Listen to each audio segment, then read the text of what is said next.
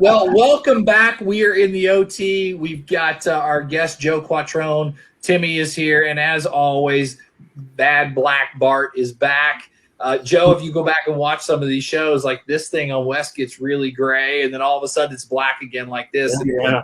And if you saw the beginning of the show, the blue West just pops today. I mean, He looks incredible. He looks absolutely incredible. You have gone on record, I think, as saying LinkedIn is your favorite social media platform. For sure. A, do you still feel that way? And B, what do you think about LinkedIn stories?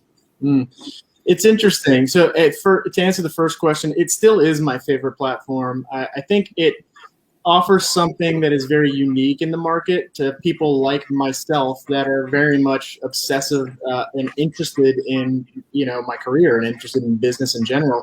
I think it kind of carried the baton of what Flipboard could have been, but never actually wound up being. Flipboard never really created an influencer play. It was always about publishing. And I think that was a miss. I like the op-ed kind of editorial, everyman take on what's happening in business. And so for that reason, I find myself like endlessly amazed at the content that people put out and the perspectives and opinions that I get to read on a daily basis on LinkedIn. It actually inspires me to think differently and to manage my teams in different ways and to interact with society in different ways, whereas no other social network does anything else except for entertain me. So for that reason, yes, LinkedIn is still my favorite. In terms of LinkedIn stories, I think it's a little bit of LinkedIn kind of maybe being in over their skis in terms of how they engineer products. I think, when you think about Facebook and the Facebook stack, they've perfected the art of throttling attention towards their new products to make them successful. Whether or not it's copying, Snapchat entirely and creating stories for their own, making stories. Really what matters for influencers is they want to be able to have, something within platforms that allow them to reach as many people as humanly possible. And on something like an Instagram, you can still earn 20% reach on a really mature, saturated platform, but 20% on somebody that's got a 7 million person following is quite substantial. LinkedIn never really did that. They never created a throttle mechanism that incentivized influencers or content creators to actually post stories there. And it was just another Me Too type feature. It had already been done to death by every other platform, including Twitter, which is also a vast cavernous wasteland of stories right now. So I don't mind the idea of stories. They launched it in the absolute worst year possible, a pandemic year. I think stories on LinkedIn would have been a lot more effective had they launched at the height of like business events like South by Southwest or CES or something like that. Yeah. You really need, business events to drive stories on LinkedIn because people, if you're just going to be posting like haphazard, photography and like, vertical video that is a little bit more tongue-in-cheek and kind of cheeky, doesn't really tie into your overarching theme that you're trying to drive. Like I mentioned before, a lot of LinkedIn creators are very inspirational. LinkedIn story feels like a massive disconnect from that. So I feel like if you were documenting an event like Advertising Week or Social Media Week or some sort of a forum, then it might be a different story. But there really wasn't a lot of that going on in 2020. So I think it kind of fell on its face. I don't think they need to kill it. It could always make a rebound. It could become a useful thing in the future. But until you start incentivizing the top creators on your platform to use stories, they're not going to do it. What other social platforms were a big miss in your opinion, like the Foursquares of the world and that kind of thing over history? MySpace. Foursquare was great when it was in its heyday. I loved Foursquare. I did too. I thought it had a lot of potential, but it was a little bit limiting in terms of what it was useful for. It did have a nice little pivot, and it's become a data company and a geolocation company. It actually competes with some of the bigger data companies in the world. And actually, Foursquare data, which you wouldn't even notice, it powers like maps on things like Uber. I'm not sure if it's Uber or if it's Lyft, but it's one of those two car share companies that powers the maps on that. But other platforms, obviously Google's had a lot of misses, right, with Wave and some of those platforms that they launched back in the day. I'm trying to think of what else is really missed. There's a ton of platforms that launch every year that gain minimum amount of traction that are kind of clone Me Too products, which is not a bad strategy. If you look back through the annals of marketing and product history, like Intel was a fast follower, number 2 in the category that became a massive company. But does anybody know what Fireworks is? No, Fireworks is basically the same thing as TikTok. If anything, you could say it's even more robust in terms of its feature set, but nobody uses it. It was a fast follower of TikTok that completely, floundered, in my opinion. But it probably for this very same reasons that I discussed about LinkedIn, like they didn't have an interesting strategy when it came to their first, kind of inner ring of content creators, like an influencer play. And you got to really give people a reason to be on your platform. They're not going to just come there because you build the best app. You have to actually go out and make sure that people are using the product. So from that aspect, there's tons of flops all the time. You just don't really know about them. I'm trying to think if there's any massive flops recently. I'm not sure if this will flop or not, but it started getting traction in the news as early as April of 2020, and they're still publishing news about its eventual, arrival. But YouTube Shorts, which is going to be another TikTok competitor. I think YouTube is onto the right, pathway because the platform lends itself to the creators creating in very much the same way as TikTok. They're probably trying to also stop the bleeding of YouTube, like beauty gurus going in mass to platforms like Instagram Live and TikTok. But in reality, like, there's nobody else that's going to go to YouTube. If you've never been a YouTuber before, if you're not used to uploading YouTube videos and you're already on TikTok, you're probably not going to go to YouTube to create shorts, right? It's really a play to try to keep YouTube influencers on platform and have viewers going to YouTube versus going to TikTok to watch that kind of content. So time will tell whether or not that flops. I'm not sure it has enough of a differentiating factor to get the everyday user uploading content, which I think could be problematic for them. Mainly because YouTube really wants to keep those people in-house so they can drive advertising revenue.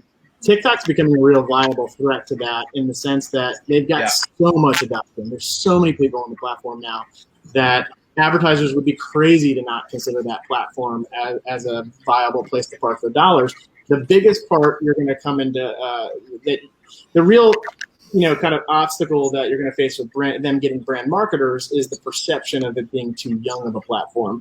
And that doesn't really make a massive difference for some brands. But I worked in alcohol for a long time, and I can tell you very much, unequivocally, that matters a great deal to alcohol advertisers, mainly just because by law they can't really advertise on places like TikTok until it reaches a certain maturity. Same thing with luxury brands, luxury automobiles. They're more or less they're going to that market now and to Gen Z because they realize that the eventual purchasing power and influence of Gen Z is going to become so massive one of these days that they can't ignore it, and they don't want to be sitting around looking like the stodgy old brand by the time these people come of age. But there is some of the old guard that still exists in that category where they're like, well, why do I want to put my dollars here if these people can't afford to buy a $70,000 vehicle for another 20 years? And that's an unfortunate take on things, right? Because I think those brands in general, the thing that I used to always sell Audi and Scott Keogh, who was the CMO at the time, on was you want to be the brand that the kids are putting posters on the wall of, that it may not mean a lot to you now, but that is going to be currency in the bank 20 years from now that's going to lead to car purchasing. And so even though you may not want to spend all of your $200 million budget, like reaching out and making sure that people care about you, but throw them a bone. They matter, Right. I don't know if anybody caught this, but while Joe was waxing poetic there about TikTok, I looked over at Wes and I could see in the reflection in his eyeglasses, he's on BritneySpears.com right now. I don't know if anybody saw that, but that I saw the snake around her and all that stuff. But how has being a father changed you as a marketer? I think Let's see. It's a good. I don't know if it's really changed me all that much. I think I was this type of person, therefore I accommodated fatherhood. I think I was already like a very patient person. I got that from my mom. A very loving and caring person. So I knew I had the heart and the capacity for fatherhood. So I don't know if fatherhood's really changed me. I think it's changed me as a leader and a manager more than it has as a marketer. My opinions on marketing are pretty much unwavering. I know what I like and I know what I think is good. But the way I manage teams and the way that I build organizations is different. And I think one of the things that I was very self-aware of going into fatherhood. I mean, I remember I got the job at Vayner. 90 days into my job at Vayner, my wife got pregnant with our first daughter.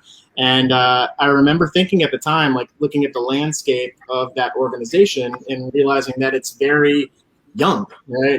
There's no way around it. We're talking about people in their 20s and early 30s for the most part, and not a lot of kids. I think there might have been 3-4 people that had kids in the whole organization, and they were all in the C-suite or very close to it. It was like Gary, Mark Yudkin, our lead counsel, Kim Garcia, one of my friends. Not a lot of people had kids back then. Yeah. And I remember thinking to myself, like looking at the landscape and the complexion of my kids, not my kids, my kids, my They team are your kids, members, right? my team members, and thinking like, it would be very unfortunate if I set an example for them that is the cliched example of what marketing and advertising executives look like when they have families in advertising, meaning they still work, 80 hours a week, and they're giving off the impression that everything is so go, go, go all the time, and everything's so high stress and stuff like that, and the client's always right, and all the trappings of a traditional ad agency could have been there for me to fall or succumb as a victim to. But I remember thinking, I was like, no, I'm not about that. I want to show these people that you can have a family and you can be successful in advertising, and both of those two things at the same time, and neither of them should drive you nuts in any way, shape, or form. And so I remember doing little things like making sure that I was off the floor at 6 p.m., not because I wanted to be. I'm passionate about my career. I could have stayed on till 10 o'clock at night easily. I could crush hours all the time if it was left up to my own devices. But I was very particular about letting people see me stay late, because I didn't want them feeling that because the boss is here late, I have to stay late, because that's the only way he's going to notice me, right? And so I had to figure out ways to notice people without, thinking about the cliched ways of noticing people. It's not just because you're on the floor late at night that you get noticed. It's because you do a great job is why you get noticed. Because you do a great presentation, you get noticed. Because a client said nice things about you is why you get noticed. Because your peers love you to death and think you're a indispensable member of the team is why you get noticed. Not because you're playing Nerf hoops all day long so that you can come back and give the impression that you're a hard worker when you stay till 11 at night. I remember at certain points in my career when I had people coming to me talking about being burned out because they were working too late. I remember talking to them about perspective and the fact that they are their own harshest critic, and that if they were to leave and be home at 7 p.m., the world was going to still continue to turn on its axis, and the clients were still going to be there the next morning. I remember telling people that they had to text me by 7 p.m. When they got home, just so I know that they were home and that they were able to have dinner with their significant other. Look, I'm not opposed to like working at night from your house, but you should be able to go home and do the important things like work out if you have to work out, have dinner, like take a break. Like don't act like we're heart surgeons here. We're Facebook posts up for beer brands. Well, this is not so that first in, last to leave. Sometimes that could be that's the most unproductive person during the day. Sometimes it can be, yeah. I mean, Be the first in, and maybe you're the first to leave, but you killed it.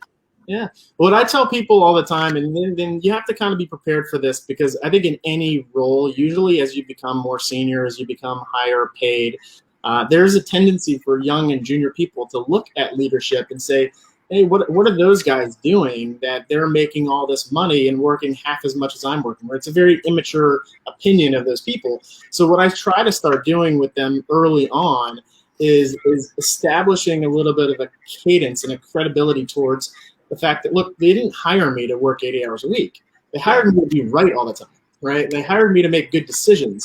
That's great. I've done this for 15 years. I can make better decisions than you can right now. I can manage my day more efficiently than you can, and I can get 80 hours of work in your world done in 40 hours of mine because of my decision making and because I've done this so many times. You're just naturally, as a younger person in the workforce, gonna be more efficient with more inefficient with your time.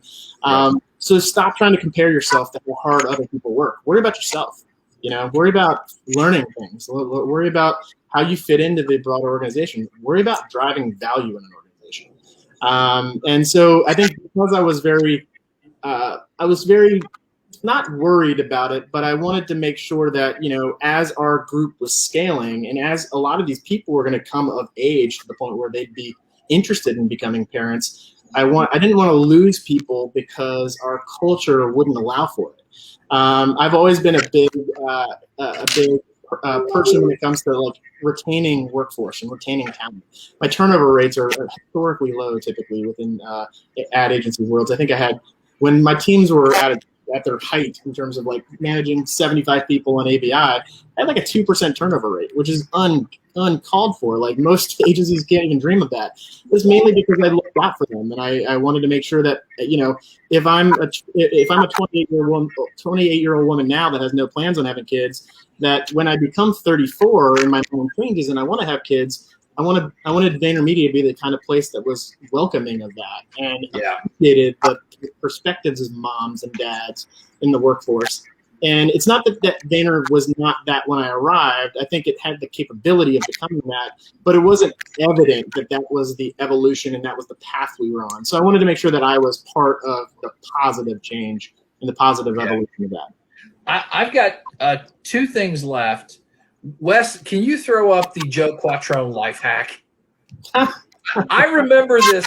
I was telling we got to post this. We don't have to talk about it at length, but this was a life hack. I love life hacks that you threw up on LinkedIn a long time ago, maybe a couple years ago. But basically, putting your LinkedIn QR code when you're at a convention, like, hey, here I am. This is me. You can find me here. Like that works in a lot of areas. Yeah, I mean, I've never really been a big business card guy, and I'm not really a one to. I'm very introverted by nature, so I can flip the switch and become extroverted, but I'm not like a hardcore sales guy. I just saw somebody do this once, and I thought it was the coolest thing ever. And I thought, hey, if I ever am going to be out at like Cannes Lions or JD Power in Vegas or something like that, I'm not going to take all these. The one thing that is a bigger factor for me than being introverted is I hate paper with the passion of 1,000 suns. I print nothing. I try to make everything in my life digital. I don't even take notes on paper. I hate notebooks. I've had an Evernote account for 15 years. I cannot stand paper. So when I saw this, when I saw somebody else do this in person, I was like, that is cool. I want to do that. And then I did it for myself, and I kind of just documented the process. And I was like, it's kind of complicated, but once you have it done, it's actually quite neat, because then you can actually show people something that they didn't know when they're looking to get your contact information. You can teach them how to use the QR scanner on LinkedIn, and then they think of you as somebody that's automatic, not only giving them your information, but you're also trying to add value to what their knowledge is. So I like that kind of double entendre of things, is that, it's a double win. I'm going to give you my information, but I'm going to teach you something along the way. That's pretty cool. Two cool business cards I got lately. This is the Jesse Cole baseball card. I think that's going to be a big trend moving forward because of NFTs and yeah. Well, Jesse was on our show 2 weeks ago, and he's incredible. And then this one's cool. This is my son's business card, and what makes this cool? He's got the QR code, but this thing is like thick as a book. Yeah. Like you put this in your hand, you're like, holy shit! Like it's like I could have made 10 business cards with this. I feel like in the world of financial stuff, you've got to have like a very premium feeling card, Yeah. Just, You gotta know the money. You gotta know about what premium is. So you gotta get that heavy card stock in there if you're in the finance world. My last kind of question for you is how do you feel about the California Raisins? Ha, I love California Raisins. I grew up. My dad was actually one of the reasons I got into advertising and marketing was because my dad collected weird crap all the time. He collected California Raisins figurines, Coca-Cola machines, pretty much everything brand related you could imagine. My dad was collecting it, and cars. He had a 59 Ford, a 267 Mustang Fastbacks, 71 Corvettes. My uncle collected Triumph motorcycles. But yeah, I mean, brands have always been like a part of my youth and my experience growing up. And when I was thinking about what to make a career out of, the California Raisins were right up there, man. Like, there's something about it, something about to this day where jingles, characters, and all that. I kind of wish that advertising would go back to that world where it's about that cartoon on the cereal box, or it's about that jingle that burrows into your head and becomes super memorable. I know there's some of that stuff out there sparingly right now, but back in the 80s and 90s, all it was.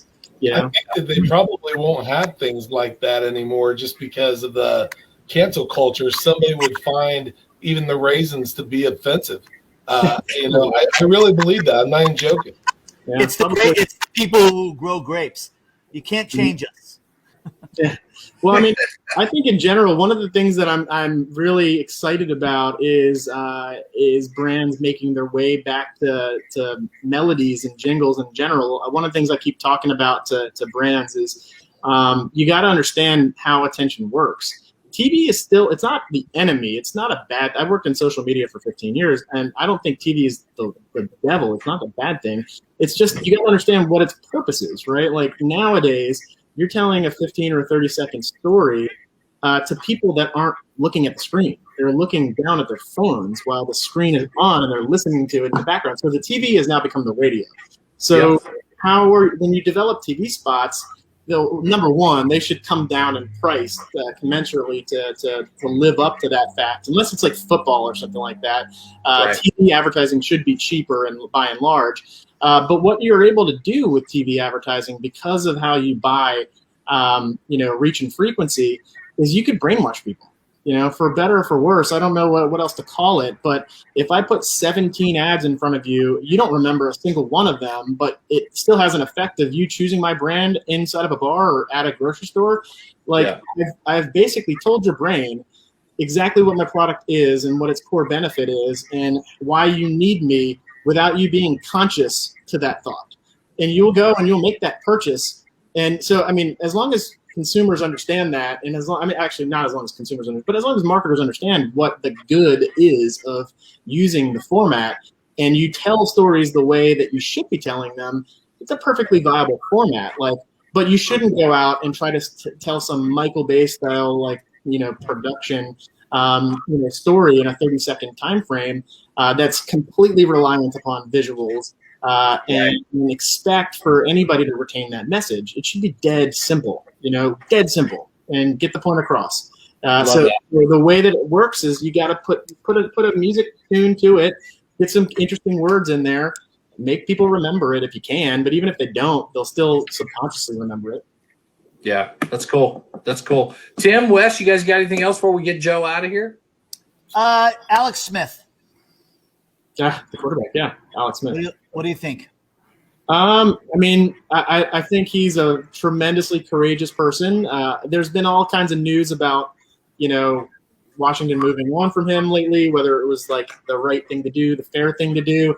I'm in the camp of it's a necessity. We couldn't bring him back at $24 million just because we weren't getting that kind of production. He has also missed, with good reason, he had a horrific injury, but he hasn't been available to us as much as you would like a quarterback to over that span of time. I think his best qualities are the intangible qualities, his leadership, the way he kind of operates a huddle, what he's like in the locker room, the fact that the young people in the team, and Washington is one of the youngest teams in the NFL, so you can't necessarily underestimate those leadership qualities, but at what price? But and so I feel like they did the right thing in moving on from him. I think it's unfortunate that it looks the way it looks. But, you know, in reading the GQ article, I think the text on a magazine cover or on a magazine pages without the underlying tone of voice and without the facial features and the facial cues maybe tell a slightly different story than what the full truth is. I don't think he's necessarily as angsty as the article makes it out to be. Plus, the writer really didn't have a football background. The writer, I think, was fishing for more drama than, you know, run-of-the-mill milquetoast Alex Smith was really wanting to get out there. I think Alex did want to take a slight bit of a shot at Ron Rivera specifically, but there's more on the, you know, parting words on your way out of town because he could see the writing on the wall and kind of just making sure he was able to explain his side of the story on his way out of town. Versus so that he could kind of establish a runway towards latching on with another team. So I think it's a mutual parting of the ways, and it's not as dramatic as people make it out to be. But hey, we're in a world where it's a 24-hour news cycle. NFL is the lead dog in town. Anybody's going to look for any kind of reasons to go nuts and make mountain out of molehill. But, you know, and from a fan perspective, I respect the ever-living crap out of what that guy has done to get back to playing shape, and he was an asset for us this year. No way, shape, or form you could think anything else. He was a tremendous asset for us and a team that utilized 4 different quarterbacks on the way to a first-round playoff exit. Yeah. Speaking of assets, this is Wes. He's our producer. He's amazing. So if if you're watching this, if you need a producer, Wes is your man. He's a huge asset to us all the time. I've always called him a big I can't believe he's not saying a thing. He's just like Britney Spears. I don't know. He's like nothing. Yeah, we got nothing. So, Joe, thank you so much for being on. This has been awesome. Everybody can find you pretty much everywhere. It's Super Quattrone, and then and Stork is important to you, guy. If you're watching, it's $300 freaking dollars. I've been in there. This thing is worth $3,000. I can already tell you. And there's I'm pretty open about sharing my email address on my social platforms too. So if you ever have any questions or thoughts or maybe an inclination that you as a small business owner out there want to get in touch with the Sasha Group and work with us in a deeper way than just, you know, buying into a membership program or attending an event like the 4Ds. I do run marketing on the West Coast for Sasha Group, so I'm happy to connect with anybody that might want to talk to us about our services as well. Awesome. Well, Joe, this has been awesome. We will see you, not you, but we will see these two guys and our guest next week on Wednesday. So other than that, I guess, you know, there's only one thing left to do.